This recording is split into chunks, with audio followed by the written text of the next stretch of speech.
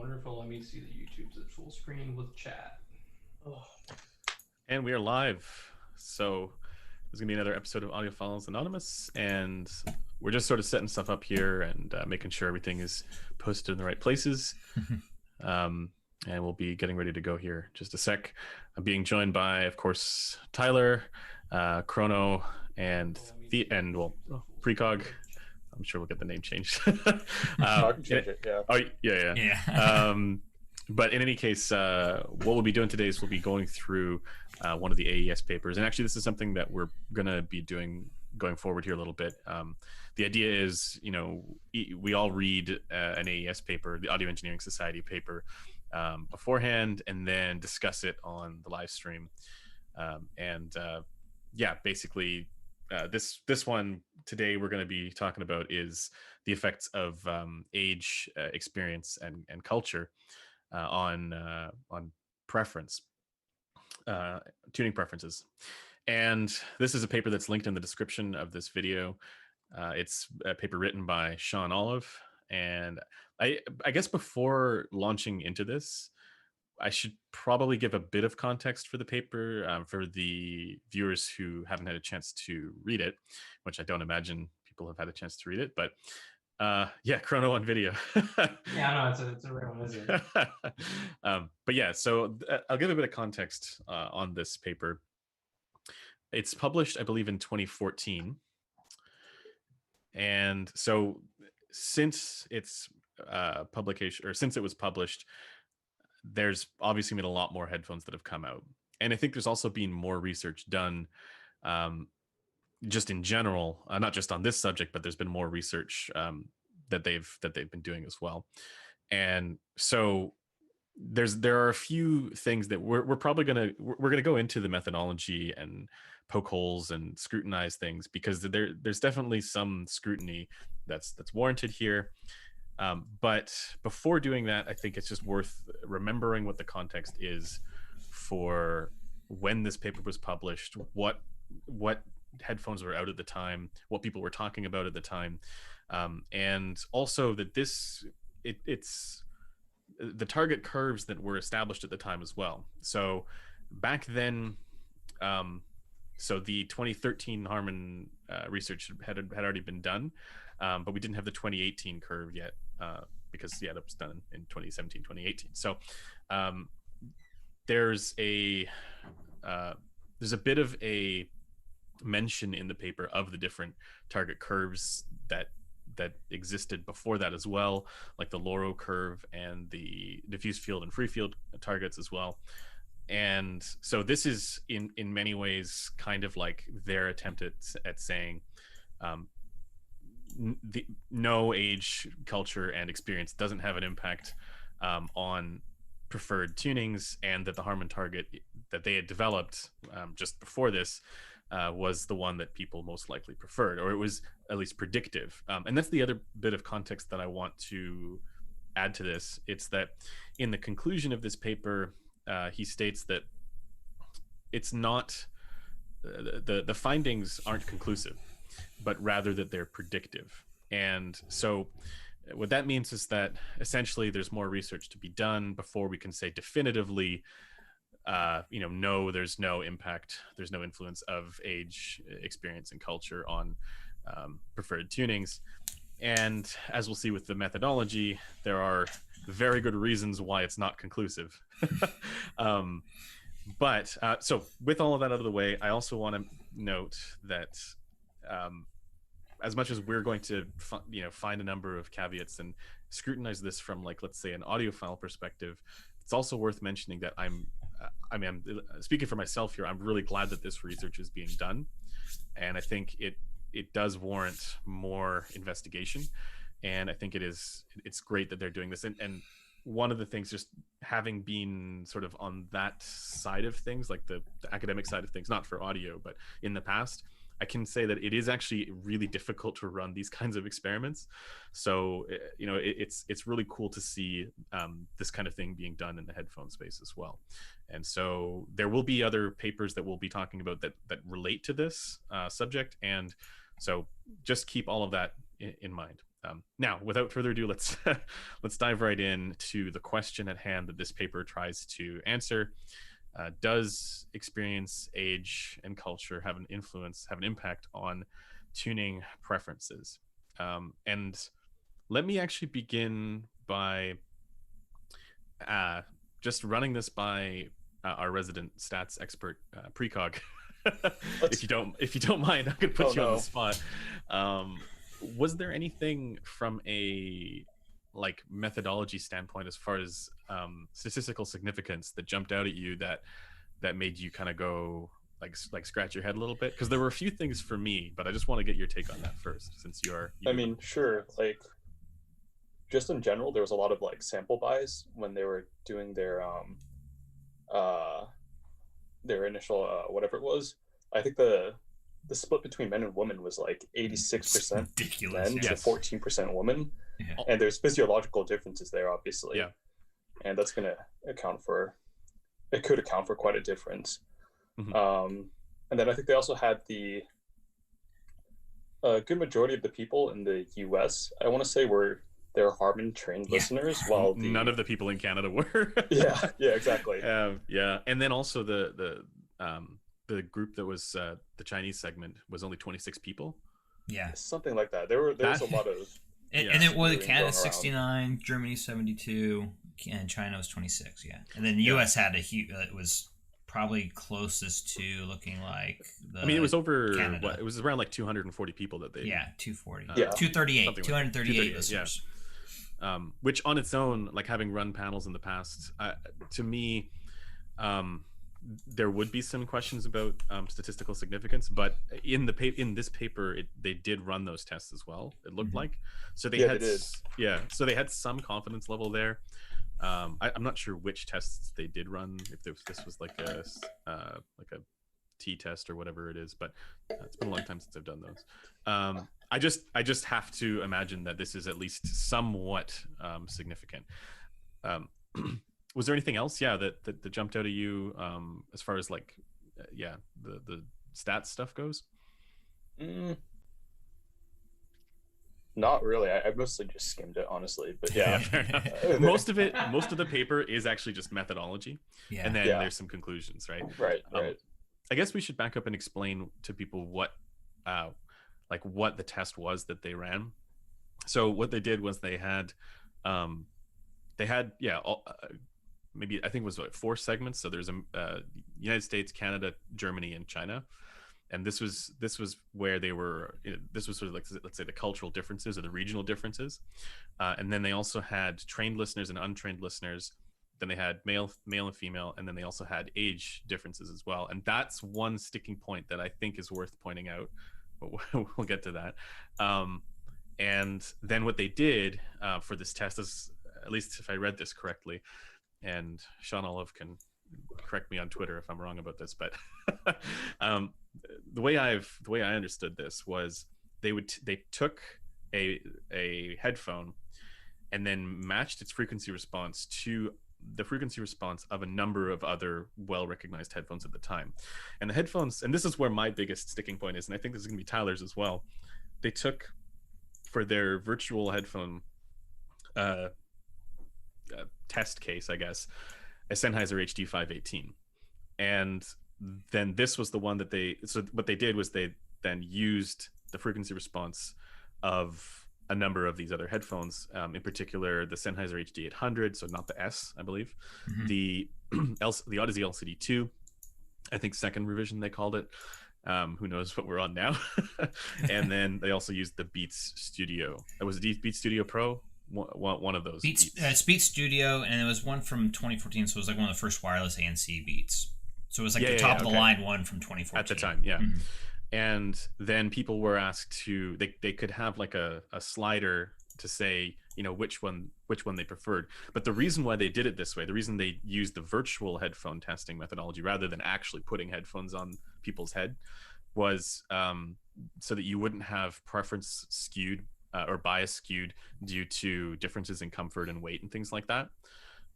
Which to me, it's like you have to go one way or the other on this. There's the lesser of two evils here, and in my mind they did achieve it, but I think they also went about this in the wrong way. But either you get influenced by the bias of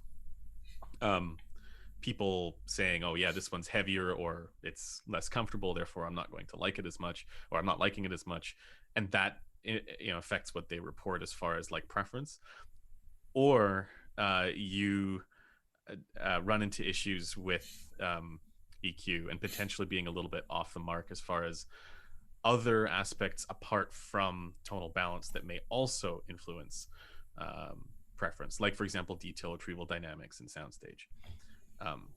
And so why don't I actually throw this question to Chrono, since he's sitting there looking so directly at the camera.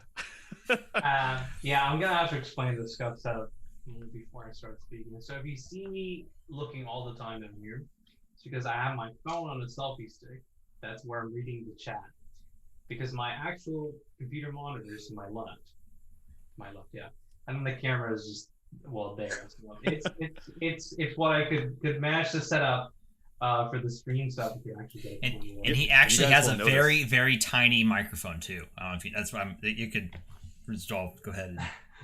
No, I was just gonna say, you can see he's wearing his wonderful HD800S without broken connectors. So lies. Yeah, they're actually broken. He can't hear a word we're saying.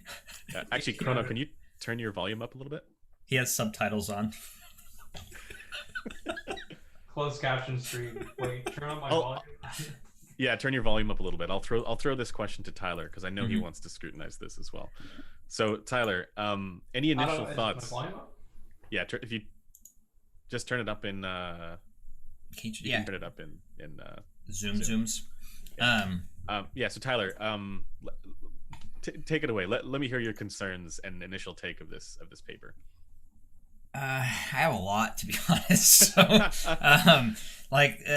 there's just so many things that so I guess to stick to the main topic of the paper, which would be the gender, the culture, and age. Actually, I'm not sure gender was included as far as one of the parameters that but they did test this. Yeah, they did test it. I don't know if this was the initial influence of listeners, experience, age, and culture. So yes. Age, experience, and culture. Okay, so taking that into account, right? So at the end of the day, I didn't really see too much on that, if that makes sense.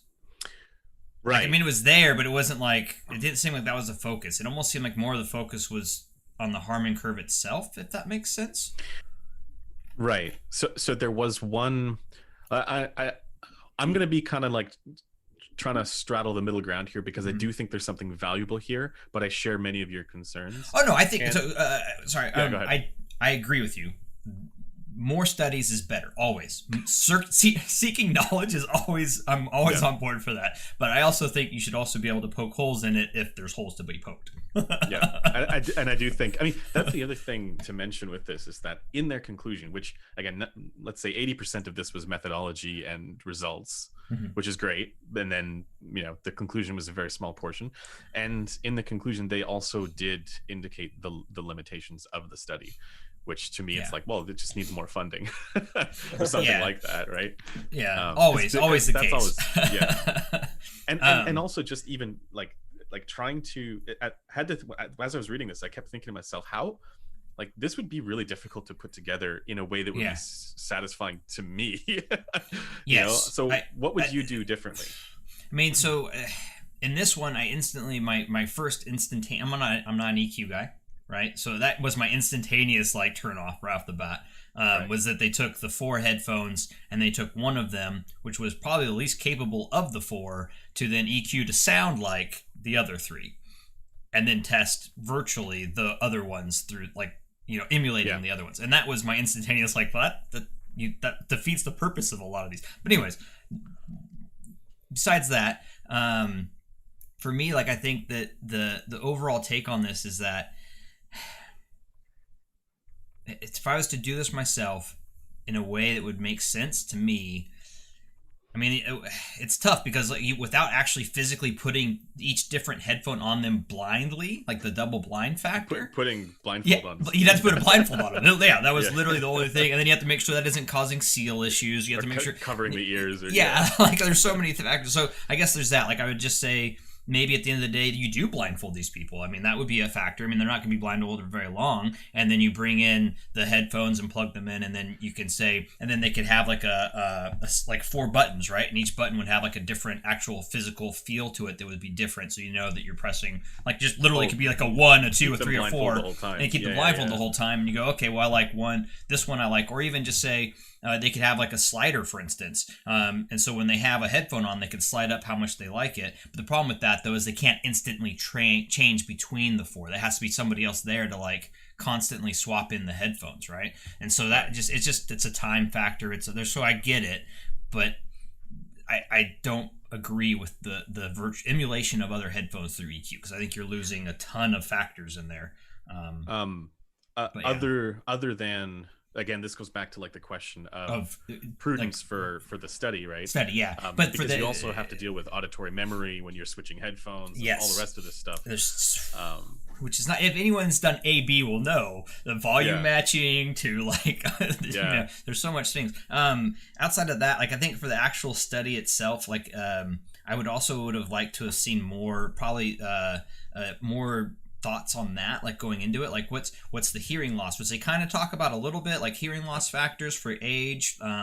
For the other piece I would think of would be like the younger age groups it would have been interesting to see what like it would be cool if they did a hearing test for everyone first, and then had their hearing tests, you know, I mean obviously not associated with each individual person, but like just have like the hearing test for like the age groups maybe, and you could average it out. The hearing test, they did say that there was a couple the trained listeners had hearing tests. Yeah, at least they weren't deaf. Or they didn't have hearing loss. My bad. Yeah, they weren't deaf. but actually, I did think it was funny that they talked about their Harman. What was it? Their Harman like trained listening. Listeners. Listeners. They had levels too and stuff. Levels, program. That was interesting to me. And then that's the other part that bothered me a little bit. Was like, this is a study by Harman. Yeah. And they're using Harman people. I know it was to do this. I find that's one of the biggest issues I had with it. It was like it's the experiencing. It's like it's self-rated. It's not really like a question. You're just like, well, how experienced do you think you are? Yeah. That's a little. That to me feels a little all over the place. And then there was like 35 of the people who were like, I think it was 44%, somewhere around that of the people who were in the experience category were. Let's see, 37%, a lot of experience. In this category, Harman trained listeners, 44%. So yeah. So Chrono, what were your what were your thoughts on the conclusion apart from?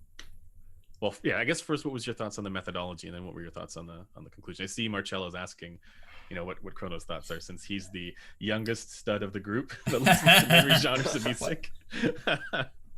Yes, all sorts of stuff, I guess. Actually, I don't know how old Precock is. So have you heard of Precock's the youngest of the group. Precock's the baby. The Atlas.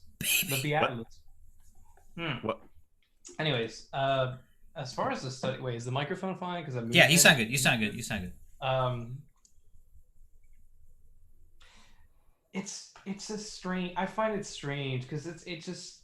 I mean, I guess it focuses solely on frequency response, but I don't know if it should have been done with headphones, since it omits so many other qualities of the headphones that are that are being put into question, right? So it's not just the HC100's frequency, but it's everything else that comes along with it. Resolution, bass extension, if you count that as performance, right? Soundstage. I know you mentioned that, but for me, that's one of the biggest things that kind of bothered me about it. I was like, well, they probably should. It probably would have been more consistent, more fair if they were solely focusing on frequency response, that's what I get from the paper, right? It should have been like on speakers, because that's easier to manage than the headphones. Right, because you don't have to deal with all the different coupling and gain and whatever else is going on. Which makes more sense to me. They did say, though, that this was based on, they made mention of the differences between free field, diffuse field, and Harman, and why they were, trying to go with, let's say, a loudspeaker in a decent room or in like a optimized room. That was kind of like, again, because this post dates or is after the initial the Todd Welty and Sean Olive paper from 2013. They're going with that as the assumed target for let's say flat measuring speakers in a good room, rather than what they ended up with after that as well. But I think the point about frequency response is really important, because they're not trying to, with this paper at least, they're not trying to suggest that this is what people from different cultures prefer in headphones, but merely that this is the kind of tuning that people prefer in from different cultures, and that there's no difference as far as there's no cultural difference as far as the specific tuning and the frequency response. That doesn't necessarily mean, and I know that Sean Olive doesn't think that there's such thing as resolution, but sorry, excuse me. It doesn't. It doesn't. It doesn't say anything about the rest of the aspects of what a headphone can do, like soundstage and dynamics and all the rest of this stuff, or detail. Yeah, I mean, to me, it was pure frequency response, and I don't think if that was the case, I don't think headphones was the way to do it. And that was under the assumption that if it's tuned to that speaker, then that's the speaker that everybody would prefer, anyways, right? Yeah, right. But the goal is to try and predict what kind of frequency responses people would like in headphones, right? Because I mean that was what they set out to do. Then I mean, I could see what you're saying. Like, you could do this with speakers and it might actually work better, because then you're not dealing with as many of these additional factors. But then the problem is you'd have to also figure out what that tuning is at the eardrum, which could also be a bit of a challenge, because then you have to like do some sort of extrapolation of the data to be able to figure out what that tuning would be in headphones. So I think they just wanted to make, again, probably because it was easier to do this way. But yeah, that's an interesting question that I think is probably worth bringing up. To me, there were a few issues with the methodology. Again, I don't think this study is something that's going to satisfy the scrutiny from the audiophile world, because as all of you guys have been pointing out, they didn't account for things apart from frequency response, and we know that we value things beyond just frequency response. But I was telling Tyler this earlier, like, my biggest issue with this was that they used the HD 518.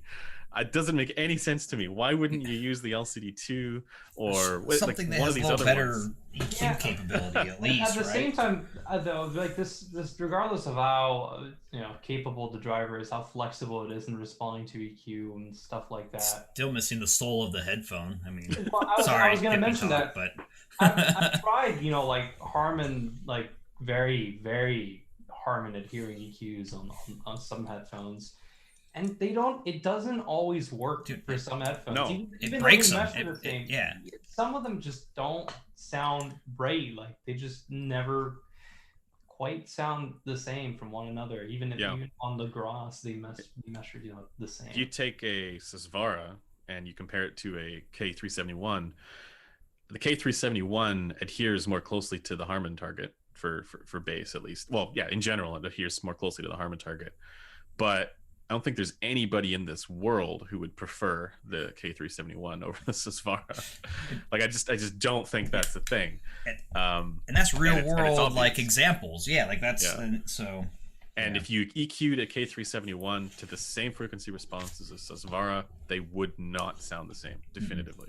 I mean, those are extreme, but but it's also that assumption itself. I mean, I think anybody in this call, probably anybody in chat, would make that choice, but for that won't be the case for everybody. Some people will prefer the K371. Well, okay, preference is a factor too. Yeah, like there's all also the other preference. Factors. Yeah, that's what I'm saying. There's so many factors that are not being accounted for. That was my biggest issue with it. As far as the technical performance goes, they wouldn't be, or EQ let's do it the other way. EQ a Susvara to a K371. Well, there's nobody. One's an open back though. So I know, but that didn't matter. Yeah, they didn't care about that. They didn't care about that. which in the study. reverb, which like I mean, there's all sorts of things that are coming into play when you deal with the like. I don't know. That's it's. I'm just giving you a hard time with the Susbara because I know you love mentioning that. Okay, take something else, right? Something that take an I mean, you've got the HD 800S, right? Or even take an Aria, right? There are soundstage and separation qualities for those headphones that don't exist in the HD 518 or the K371. Yeah. So, but see, okay, there were a few other issues that I had with this, and again, like all of this to me is anchored or underscored by the caveat that it's really difficult to do, and they were probably just trying to find what would be good predictive tunings to suggest to recommend headphones get developed for, not necessarily what other aspects are important to people, right? They didn't care. They weren't like saying, okay, what headphones do people prefer? They were saying what tunings, what frequency response, or what type of sound signature do people prefer. And I think that distinction probably matters for us audiophiles. I know it doesn't matter for people who think that frequency response is all there is, but we've been doing this for long enough to know that that's not all there is. Yeah. Or if it's there in frequency response, there's still something missing as far as our ability to interpret that. I'm just gonna say it. EQ's the devil. I'm sorry, it is. Disagree. Doubt. Wrong button. Where's the mute button? But okay, so there were a couple other issues that I wanted to point out. The first is that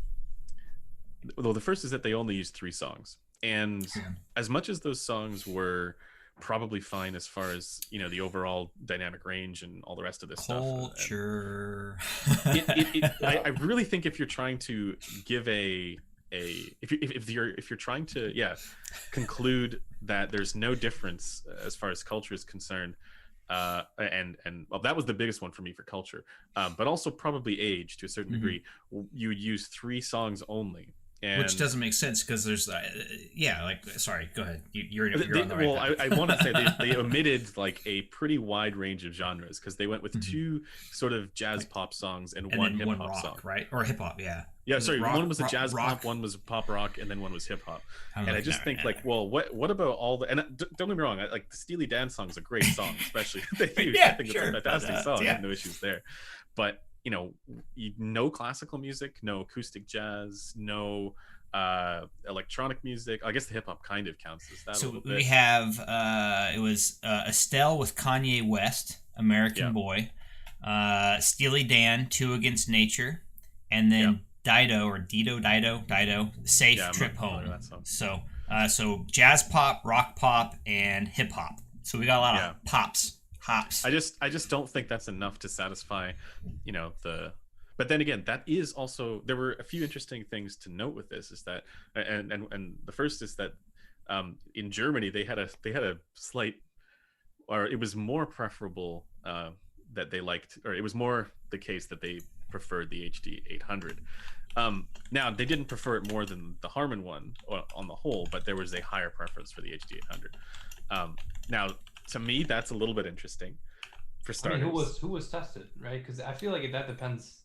I feel like the age group bit is, and that's more important. Well, I was going to get to that next. So, and the age group one, the older people, and this to me is where there was a little bit of a double standard there, as far as the conclusions that were drawn or the findings that were drawn from the data. And let me know what you guys think of this, because to me, it seemed like there was a double standard as far as being apologetic on the one hand for. In favor of the Harman target for the group of people who only preferred it a little bit over the HD 800, and then nowhere near as apologetic to the older demographic that actually preferred the HD 800 over the Harman target, stating that there just wasn't enough data on that. And my answer, or my I guess charge against that, is to say that there's just, I mean, if you're going to say there's not enough data for the older demographic on this, to invalidate the conclusion that the results, or not invalidate, but to take away from the results that they prefer the HD 800 over the Harman target, then there's just not enough data in general either for everything else. right? Like unless there was only like 2 people over 55, which I don't know if you can find that in the data there, Tyler. I'll pull it up. Let's see here. Age, not really. It kind of just limits it to over a certain age. Yeah, so 55 plus is what I'm looking at, and it did show that they preferred Headphone 2, which I assume was the HD800. Yeah, and that's the other part I didn't like was they did like HP, like they were like these are what we use, but then they didn't say which ones were actually like the preferred. But I think we can. I was trying to figure out I was trying to look for that on paper. Like which one's Headphone 1, 2, 3, and 4? Yeah, because they did 4 is the Harman one because No, Headphone 1 was the Harman one. Yeah, exactly. Yeah. And Headphone 4 was the Beats. So, I think this study would have been, again, like better if they'd chosen more or variety of tracks. If they'd had, because like the thing that I often see, and this is something for a question for you guys, but I more commonly see tunings in the IEM world, for example, that are specifically done for a given market, right? Talking to Tom from Dunu, he was saying that like there's a very specific type of tuning that people in the Chinese market prefer, and that's not the same as what people in North America prefer. And I've seen this a lot, and to me, that would only make, like, if you're going to do this kind of evaluation, it would probably require the kinds of music that would be more appropriate for those tunings. Do you know what I mean? Like it would probably, and I know this totally goes against, there's the whole circle of confusion issue, but like, what do you guys think of that? It just like the lack of. I would have just let the people choose their music beforehand. Have the playlist played for them. But they're trying to control for this because they're trying to say, we're only going to be, we can't have different recordings and recording styles influence this, but I don't see why not. Yes, but in my mind, if you're going for a frequency response that's supposed to be the most natural to the human ear, the eardrum, right? Stuff, right? A guitar should sound just as natural as a cello. Vocals, all that stuff should be balanced the same if it's regardless of if you recorded it, right? So. Yeah. I mean, yes, there will be certain things that get done in mastering and edits, but for the most part, it should remain fairly constant. I mean, yeah, ideally. That is if most people hear the same way. And I don't think there's that much of a difference, at least as far as for recording styles, depending on the culture. I don't think, at least I haven't heard of that. Maybe there is, but that doesn't.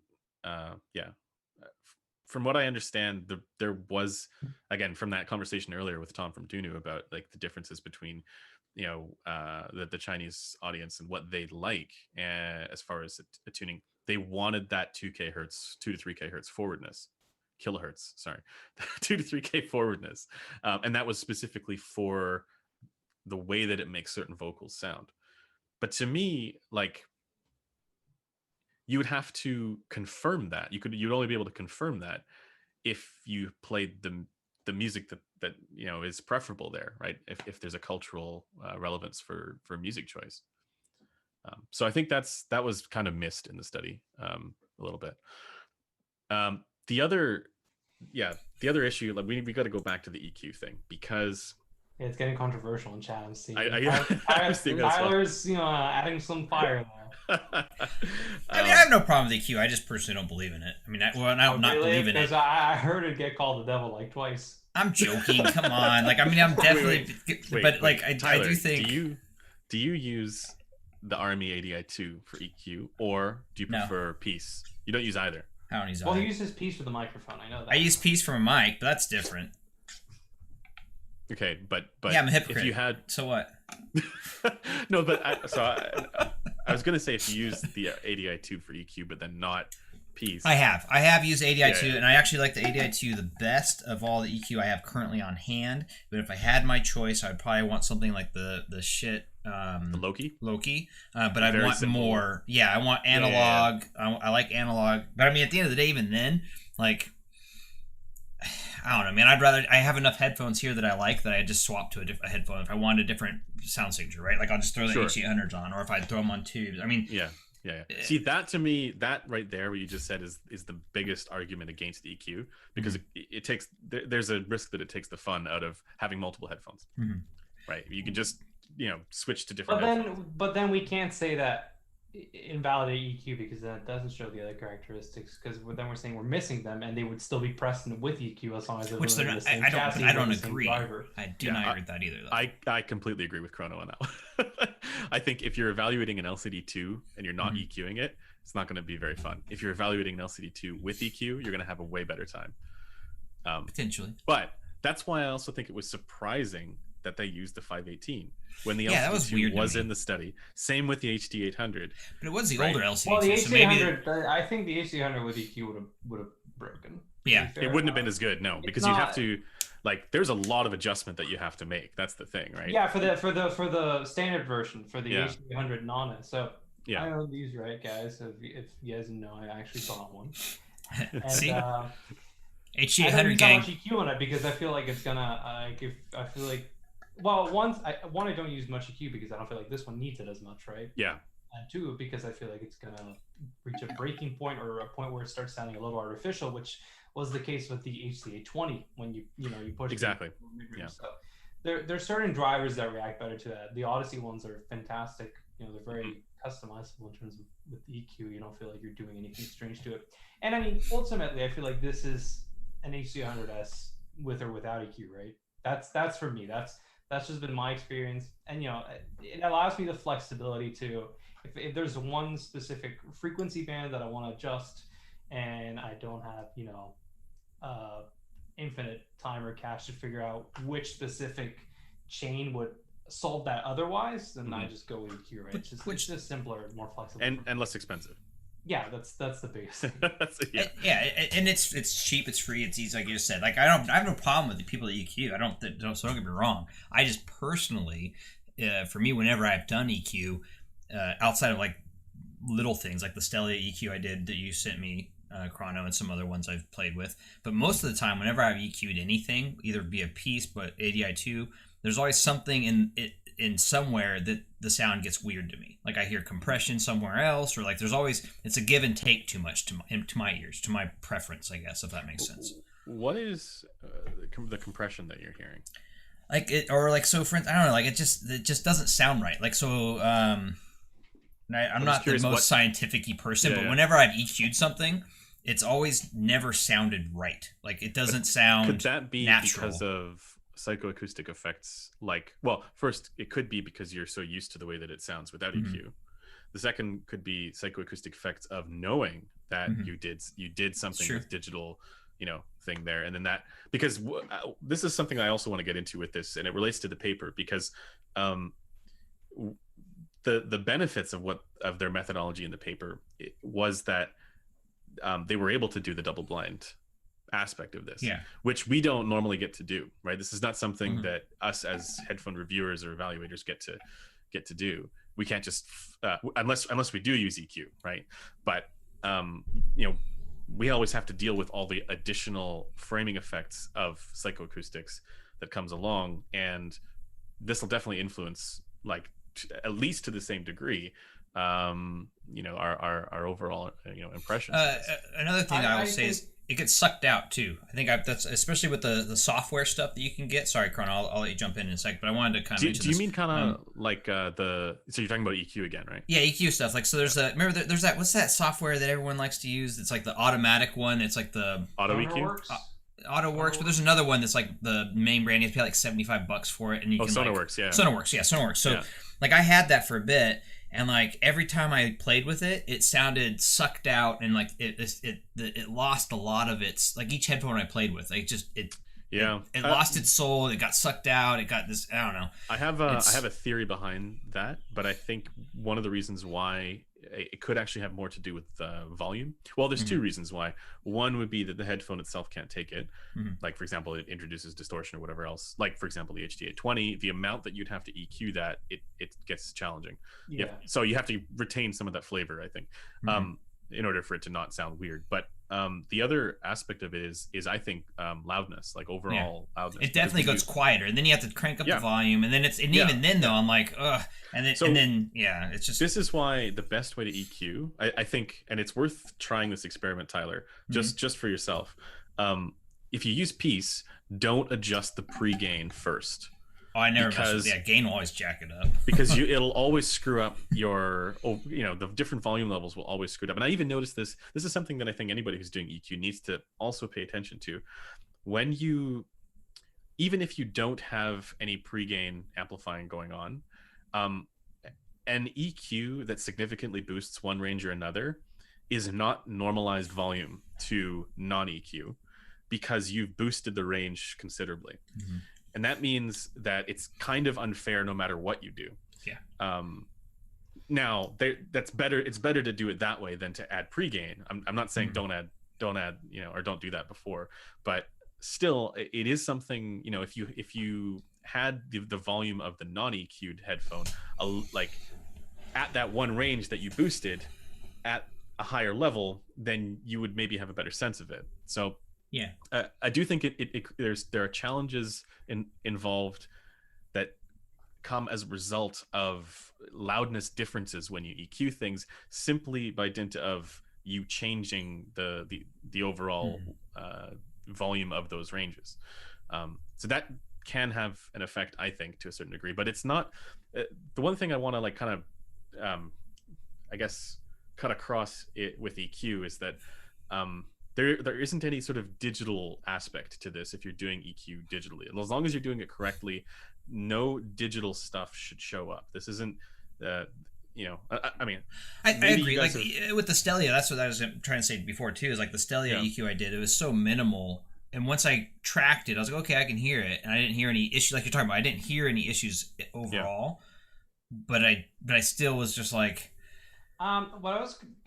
sorry to interject, but what I was going to comment on earlier was that I think it is mostly psychoacoustic, because I don't feel that way about headphones, but with guitars, I can't have anything.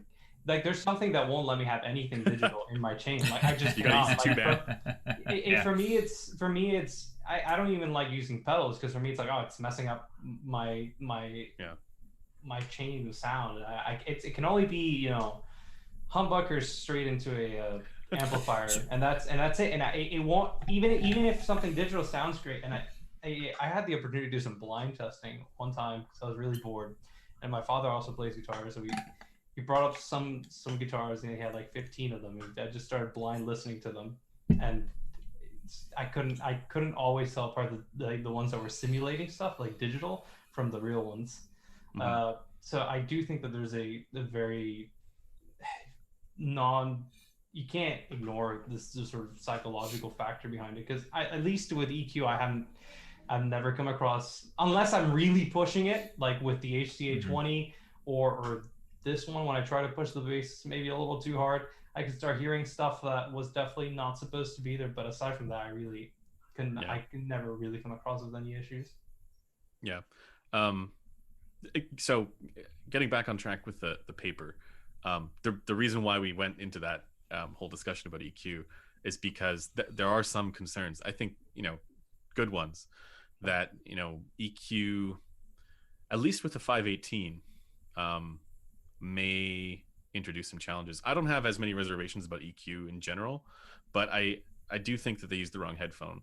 But I also just want to note that they probably used that headphone because it was already pretty close to the tuning that they were suggesting. So they probably didn't have to do that much to get it to the Harman target. But I imagine they would have had to, again, it wasn't perfectly clear in the methodology for this, but if they used the 518 to simulate the frequency response of an LCD2 and a HD800 and a Beats, whatever that Beats one was, I imagine that would introduce quite a bit more of an issue as far as like the limits of what you can do with the EQ. And they did note that they didn't boost the bass as much because they didn't want to introduce distortion problems and stuff like that.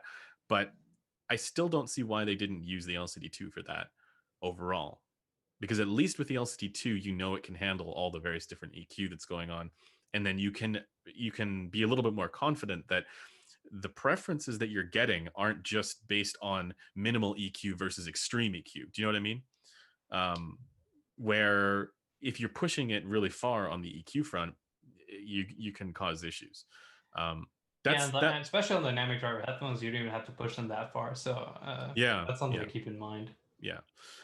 The other thing I want to bring Precog in on this as well. Yeah, back to the But the other thing too is, so obviously that was in 2014, and the HD800 and the LCD2 were the two probably big headphones, popular headphones at the time. I mean, there were other ones as well, like the HE500 and whatever else, but they went with those two headphones. And what I wonder is if they ran the same experiment now with other options out there, and instead of comparing a 518, you used an EQ'd Focal Clear, or something else that's also of a similar range.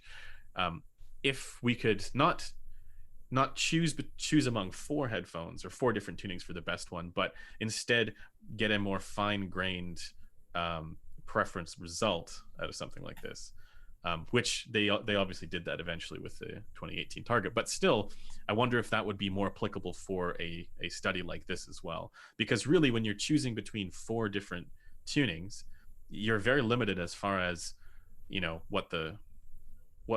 you're pretty limited as far as what the options are. And I don't think there's that many people out there. I think it's pretty obvious, right? Like that people would have preferred the 518 tune to a Harman Target over a 518 tune to a default LCD2 Target. That to me is that's low-hanging fruit in a way. And that was my biggest concern with this paper, was that it was low-hanging fruit, that it really just was meant to sort of validate what they were already assuming. It was meant to kind of just bolster their initial premise, not necessarily to do as good a job for identifying what these differences might actually be if they do exist. So that's my spiel on that. But I want to turn this over to Precog, and then we'll maybe take some questions from the chat. Precog, for the question I mentioned earlier about the different tunings for IEMs that the different markets have, do you think this would be do you think you could run a similar study to the one that we just talked about, with IEMs, where you used something like the Dunu Luna as one of the comparables? Not really. Someone mentioned this in the chat, but okay. You have physiological differences between regions. I'm guessing even just the way your ear is shaped, because with headphones you kind of don't have to bypass the ear compensation, right? And I think you mentioned this before, where you don't have to make a guess where that ear compensation is going to be. Yeah. So I don't think that would work as ideally in this if you were to apply it to IEMs. And that's also probably a large part of the reason why you do have so many varied tunings between IEMs out there. It's the assumption for what the different, basically the assumption of what pinna gain you would require. Yeah, exactly. And then this also, for over-ear headphones, we're now doing that for the room. But and really, that's what it comes down to with the Harman Target, is what do we what do we assume is normal for people's experience of speakers in a room? But with the Luna specifically, or with that, I guess that idea about physiological differences, the one issue with that I see is, in theory though, because we're normalizing for the physiological differences, everybody is, it shouldn't make that much of a difference, right? Like we all have our own HRTF and stuff like this. So in theory, and this, it's a bit of an issue, for even just that, let's say tuning assumption and that physiological differences among people for ear shape and stuff like that would change how they hear things.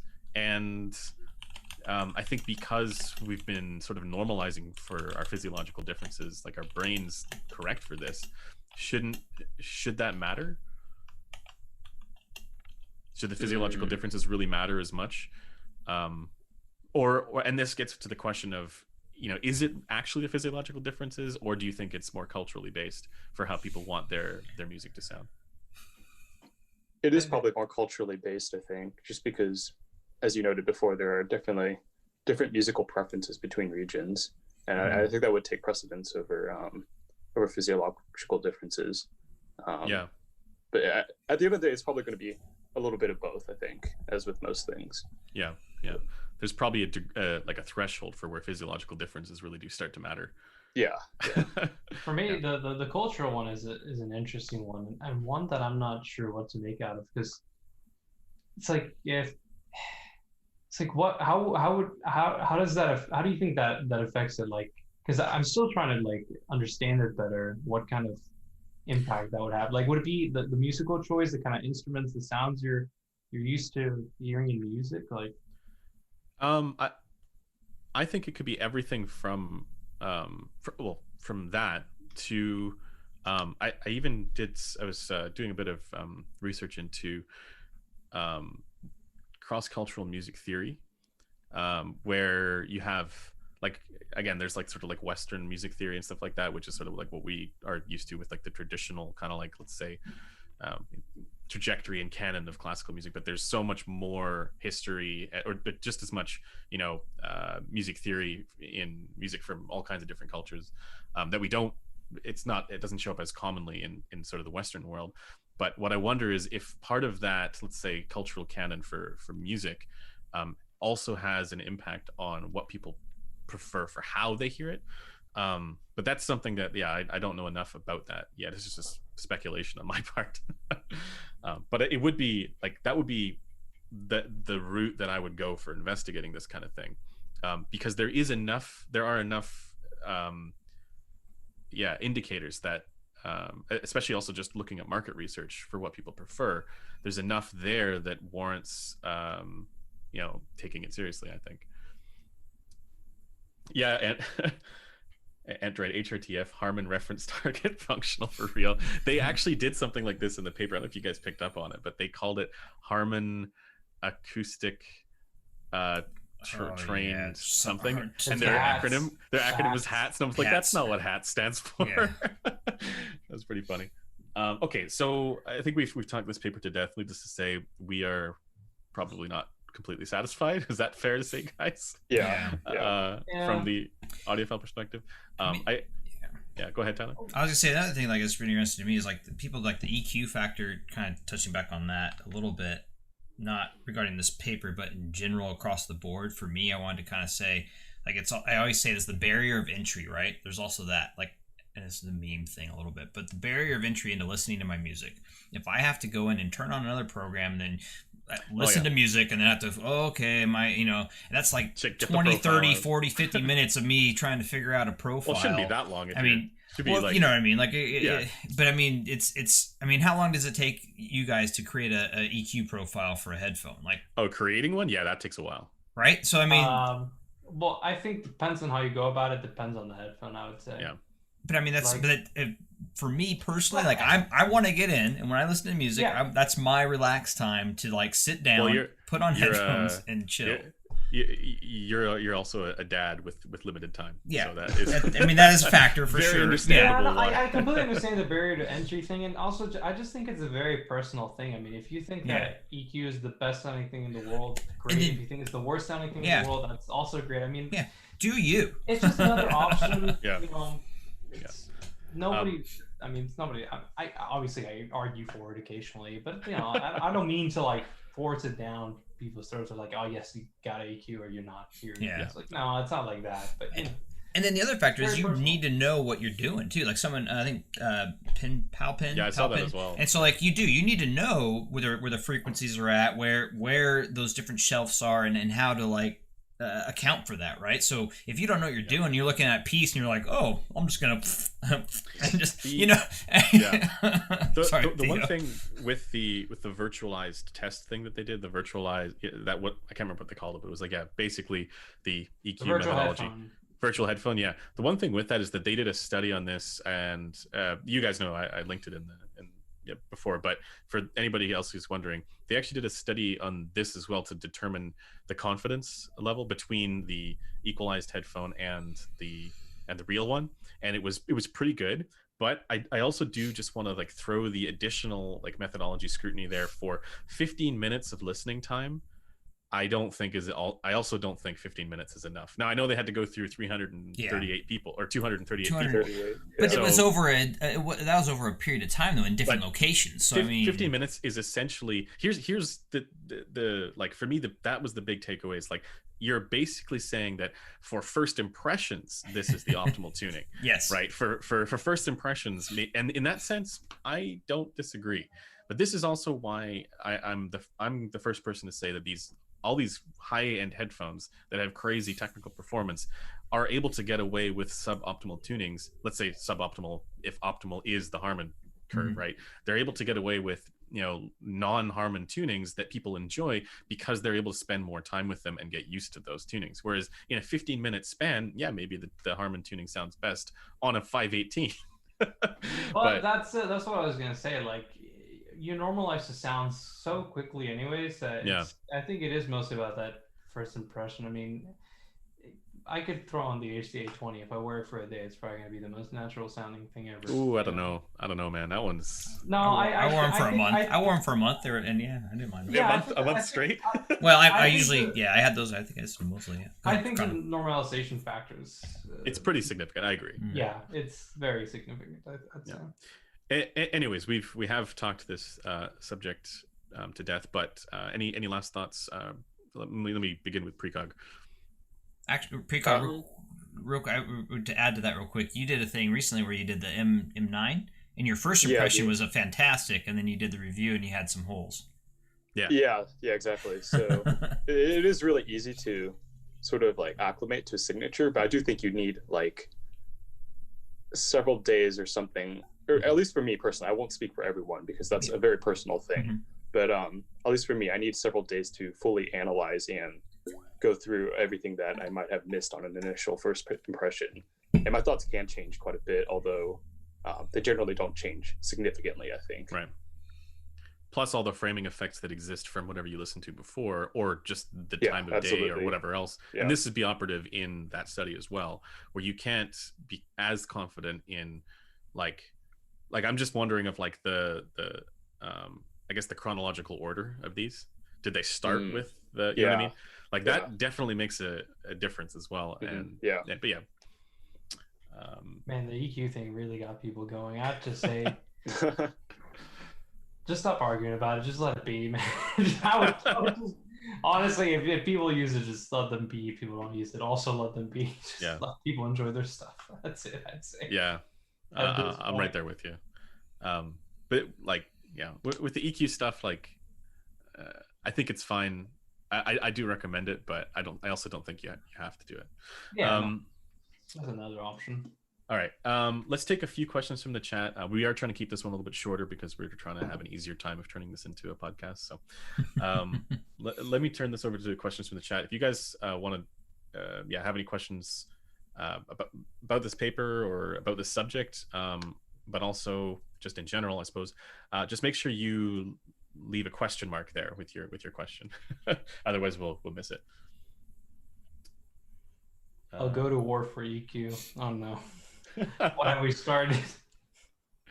Yeah. Well, it's always, it's a very personal thing, like you're saying. Like, I think the EQ is, it's not a bad thing. I'm joking when I say it to devil and all this. I just personally don't. I'd rather have. I mean, also I found headphones that I really enjoy by themselves, so I don't really need to worry about EQ because to me these fit my preference curve. So I don't really care to EQ them. That's the thing. Like, if you buy a Focal Clear. Do you really need to EQ if you have a Focal Clear? I mean, you can. Maybe you can improve it here and there, but I don't think it's not like if you buy, an LCD-X or right. Like it really depends on the headphones that you're getting. Depends on the headphones, the personal preferences, experience. Also, if you like that tuning, if you like the tuning, then you don't need to do it, obviously.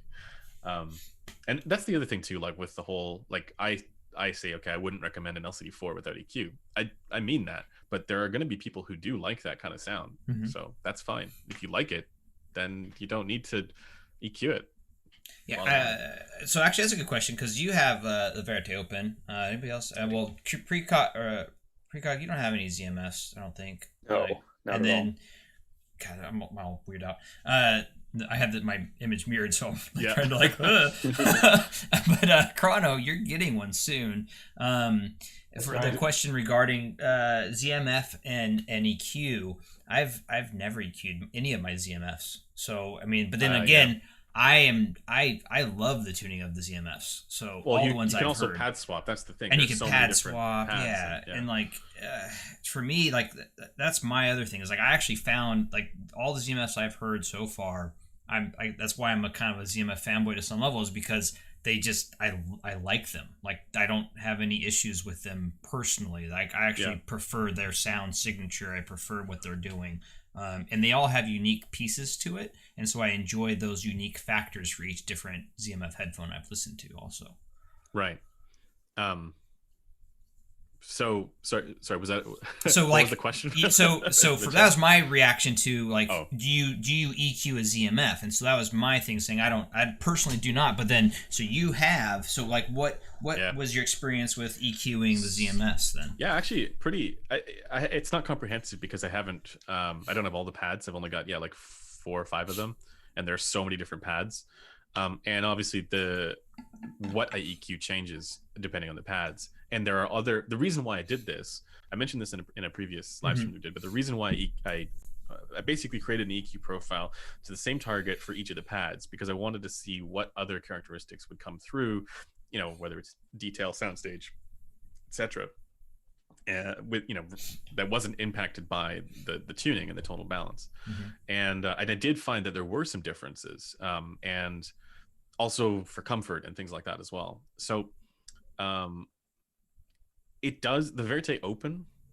So some of the pads are pretty easy to EQ. Some of them are really, really, really challenging to EQ, to the point where for some of them I just give up. Kind of gave up. Like the Verite flat pads, like the flat leather perforated pads, the ones that come on there by default. I actually think they sound decent by default. I know some people prefer the Universe ones that also come with it, but that was one that I had to give up on the EQ because once it gets into the treble, it's nearly impossible to get 100%, the way to match, the other tunings that you have with different pads. So, but I think the easiest one to EQ was actually both Universe pads were the easiest to EQ. And the suede ones that I have on there, so the BE2 suedes that I have on there right now, they take a lot of filters, but I was able to get that. The biggest challenge to get the EQ right on the Verite was because I'm using the Gross rig to do it, and the biggest challenge was to ensure that the clamp force was accurate for how it would be on my head. Because what I noticed, and I was able to replicate this with in-ear microphones as well, what I noticed was that the frequency response would change depending on how significant the clamp was inwards. And when I didn't have the clamp as strong as it was when I'm actually wearing it, right around like 5 to 6K, there was a significant peak. And when there wasn't a significant peak when I didn't have it clamped properly. But when I did clamp it properly, there was a significant peak, and that was what I had to reduce. And I wouldn't have known that just by looking at a measurement where the clamp wasn't the same as the way it was on my head. So this is why one of the ways that those in-ear microphones are useful. But so as far as like the overall experience of EQing them, I think the answer to that question is it really depends on the pads, because some will be easier, some will be more challenging. I think the best technical performance, you still get it from the leather ones, but there's also the comfort benefits of the suede. So there's a lot that goes into that. It'd be interesting. And someone asked like I don't know why pads are harder to EQ depending, but like that was a question. Some peaks, some things that might arise that to just EQ them down or up, you might have to push the driver a little harder than with other pads. Yeah, that's the challenge you'll run into, and sometimes some pads in certain headphones might confuzzle the EQ with them, or just the FR. Yeah, actually, when I checked the THD on this as well, when doing EQ, there was not much change. Like, it did not. I was surprised and impressed at how well the Verite was able to handle the EQ Fast driver. adjustments. Yeah, it's drivers. what it is. You know, it's able to handle it without falling apart, which is really That's good. actually Elmerick mentioned it too. Actually, a little bit back ago, when he EQs, and this is kind of like what I was trying to talk about. He actually said it better than I did, but like EQ, I noticed it does the dynamics is what I think I'm missing. I think that's the part that's, as my camera focuses on my hand, but the dynamics is what takes the hit, right? So I you guess mean dynamic range? Yeah, like dynamic range. dynamics. Or, yeah. Okay. Like the dynamic range of like and so like with maybe that's what it is, and maybe having a faster driver can help with that some way to allow EQ. It could be, yeah. I mean, you're also. I mean, I'm not even a person. I'm just speculating. This is something we should try this experiment out, because I have if you ever get a hold of the BE2 Suedes, I have my Verite EQ profile perfectly set for the BE2 Suede pads. Okay. It's not as perfectly set for the other pads, so maybe actually we can find pads that we both have, and I can create an EQ profile, and then we can do the blind testing. Oh, I gotcha. For EQ to see if it works, essentially. But regardless of that, I'd be almost more curious to hear your thoughts on if we did a EQ profile for you on like the LCD2 or something like that. Then it has a little easier to EQ. This is the thing you just mentioned with dynamic drivers and that kind of thing, where if you say you lose a bit of the dynamics, this might not be. I could see it if you're pushing the driver too much, but this might not be as much of an issue with planars. Yeah, maybe that's what the planars, because they just have that plucked factor. It's easier. Well, and they're really, I mean, they can take EQ quite a bit better than dynamic drivers. Yeah, they do. Yeah. That'd be a fun experiment. Taking control of one of That's what I'm thinking. Yeah, we're gonna do it blindfolded. With Microsoft Assist, and then the keys on and off, but they don't know which one's which. Yeah, they're not allowed to listen to the headphone for a week beforehand, so they don't even have the sound memory. Be interesting. Oh, I'm okay with that. I just want it to be. We can get random. Android in on that. It'd be fun. Yeah. Okay, so yeah, actually, Android. I was gonna send him a profile for that as well, but I know he doesn't use the BE2 Suedes either. Or maybe he does. He might. I'll have to order some. Yeah. I'll reach out to Zach and order some. So okay,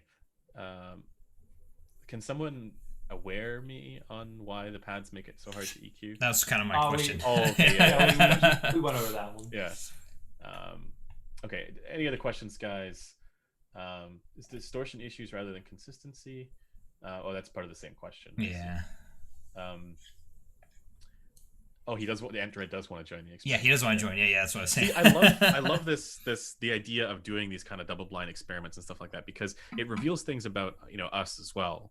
And your preferences and your likes. Preferences, but also it reveals like the influence of psychoacoustics and all the rest of this stuff. Like I'm the first person to say that all the things that we're talking about in the audiophile world matter, like detail and dynamics and all the rest of this stuff, whereas I don't know how much people outside of this realm really care about that stuff or even know about this stuff, because those are all just like subjective things, right? They're like, this is how I hear this, right? And yes, we're not talking necessarily about what sound does. But then how much can you actually pick that up on if you did a double blind, and like how much your preference would be? And over 15 minutes, right? Yeah. With 3 tracks. With 3 tracks. Yeah. That you might not even HD, like. Okay, here's the question: is the HD800 going to have a spot in Tyler's upcoming full ZMF collection? Yeah, I'm keeping my. It already does. Yeah. Oh, sorry, the 800. The 800. I assume he means HD800. Yep. I am keeping my HD800. I love this thing. It's not. And it's SDR modded. So it's SDR mod. I have Deconi hybrid elites on there. Some people don't like that. I personally like it. Wait, you have the pilot pad? I have the pilot pad on top. They're comfortable as all heck. And they are something magical with the ball head crack. So like every time I went to get rid of these, because I haven't listened to them in a long time, I'll throw them on the crack just for like, this one more time. And then I'm like, nope, can't get rid of them. So I need to steal that Cayenne tube amp from Taryn. Yes. That's a pretty fun one. I have it sitting over here. Actually, since I got the T4, it's all unplugged. I haven't used it, but yeah. No, I need to steal it from Taryn, because that's the meme now. Is I steal all of the good stuff from Taryn. It's true. It's a true story. You are the evil mistress. Evil mistress. Yeah. kept all the gear. Yeah. Yep. I listen to an HD100. but it does have an SDR mod. It's just called an S, and then it's just stock pads and headband. Oh, you're gonna get people saying that the original HD800 with the SDR mod is better. It is slightly better. Here's the thing. Oh, here's another thing that people like. Probably people will find this crazy. Like, I love EQing, right? But I'm afraid of modding. Like, I don't like doing physical changes. I'm with you there, man. See, I love physical change stuff. Which is different. Again, it's different on guitar, because on guitar I love making physical changes. I love swapping out the pots and pickups and tuners and machine heads and all that. But on headphones, I can't do mods. I can barely swap pads. Honestly, it's just I'm afraid. There's also this sort of like, it has to be in stock physical form for me to like. Well, if it's easy to do, it's not really, But if there's like messing with stuff, yeah. We can name this the chronophobia. Well, you don't want to be breaking connectors, do you? It all came from the okay. But we love you, Chrono. Come back. I see he's punishing us for our transgressions. This person has said Hans BQ's in channel has discussed how environment and culture will influence listening preferences. So I know there's been more research done on the subject. And so this was just the one paper from 2014 that Sean Olive did. So this isn't like comprehensive, and they also concluded in the paper that it wasn't comprehensive. So they're not trying to say that their conclusion is like the only thing, just that it's predictive. That's all. In which like I'm inclined to agree that of those groups that they chose, of those 4 different headphones and tunings, to me it's like this was a platitude kind of. It was like low-hanging fruit that was kind of obvious. They kind of already knew. They already knew. This is like. I'm surprised they didn't choose something actually popular amongst the experienced crowd. I mean, aside from the HD100. I was gonna say that. Like the HD6, no HD600, no HD650. Right? No Dunu Luna. Well, we can't do that in 2014, but you know what I mean, right? Yeah. But the fact that the Germans like the HD100 better was, that's a little. That cracked me up a little. Yeah. I saw that. Yeah. Again, it wasn't that they liked it better than Harman. It's just that they had a more of a preference for the HD100 tuning than the other groups. Okay, one more question, guys, and then we're gonna call it, and we're gonna add this as a podcast as well, because that's kind of what we're doing here. We're trying to go through an AES paper. A lot of this stuff is stuff that we may be poking holes in and disagreeing with a few things here and there from like the audiophile perspective. But at the end of the day, like, we're not trying to discredit it or anything. Like, I don't want to say they're shouldn't pay attention to it. Like, we're not scientists. We're not scientists. Yeah. This is just an analysis of it and seeing maybe there's ways of doing this better. Maybe there are things that we would care about. That would be, if we were running it, we would want to include these things as well. But obviously, we're not the scientists here. Martin says we don't. We don't. We prefer parodynamic. The Germans. They like those stabby boys. Yeah. More efficient for hearing treble peaks, I suppose, for hearing sibilant tones. Okay. If there's no other questions, guys, which I don't see, I do see some discussion in the chat, which is interesing, but I'll leave you guys to there's some pretty good this is a really interesting discussion going on. So okay, without any additional questions, we're going to call it for today. Thanks everybody for tuning in, and thanks to everybody for joining us.